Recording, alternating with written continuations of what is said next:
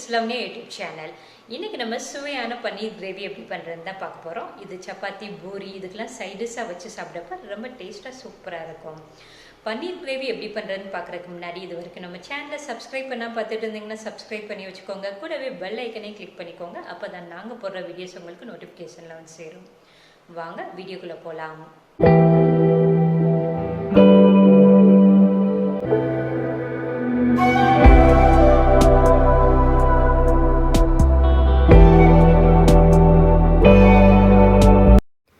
பன்னீர் gravy பண்ணுறதுக்கு நான் 200 gram பன்னீரை இந்த மாதிரி க்யூப்ஸாக கட் பண்ணி எடுத்து வச்சுருக்கேன். பன்னீர் கிரேவி ரெடி பண்ணுறதுக்கு ஒரு பேனில் 2 ஸ்பூன் நல்லெண்ணெய் ஊற்றிக்கோங்க. எண்ணெய் நல்லா காஞ்சதுக்கப்புறமா ஒரு பட்டை, 2 ஏலக்காய், 2 கிராம்பு, ஒரு பிரியாணி இலை, அரை ஸ்பூன் சோம்பு போட்டு சோம்பை நல்லா பொரிய விட்டுருங்க. கருவேப்பிலையை போட்டு தாளிச்சிருங்க. ஒரு பெரிய வெங்காயத்தை குட்டி குட்டியாக கட் பண்ணி வச்சுருக்கேன், அதை போட்டு நல்லா வதக்கிடலாம். வெங்காயம் பொன்னிறமாக வதங்கினதுக்கப்புறமா இதில் ஒரு ஸ்பூன் இஞ்சி பூண்டு பேஸ்ட் போட்டு பச்சை வாசனை போகிற அளவுக்கு நல்லா வதக்கி விட்டுருங்க. 2 தக்காளியை மிக்சியில் போட்டு நல்லா பேஸ்ட்டாக அரைச்சி வச்சுருக்கேன், அதை ஊற்றி நல்லா கிளறி விட்டுருங்க. பச்சை வாசனை போகிற அளவுக்கு நல்லா கிளறிடுங்க. நல்லா கிளறினதுக்கப்புறமா இதில் மசாலா பொருட்கள் சேர்த்துடலாம். 1/4 ஸ்பூன் மஞ்சள்தூள், 1 ஸ்பூன் வரமிளகாய்த்தூள், 1 ஸ்பூன் மல்லித்தூள், அரை ஸ்பூன் கரம் மசாலா தூள். மசாலா பொருட்களை சேர்த்துட்டு எல்லாத்தையும் நல்லா கிளறி விட்டுருங்க.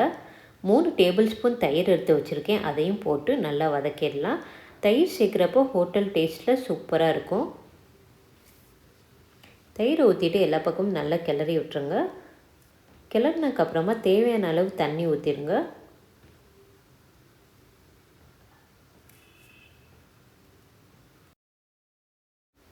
கிரேவிக்கு தேவையான அளவு உப்பு போட்டு நல்லா மிக்ஸ் பண்ணி விட்டு ஒரு 5 நிமிஷம் கொதிக்க விட்டுருங்க.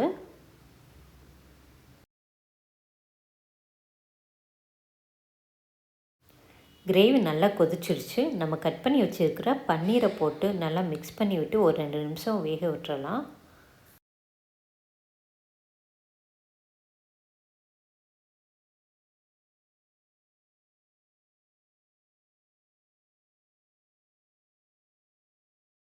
டேஸ்டான பன்னீர் கிரேவி ரெடி ஆயிடுச்சு.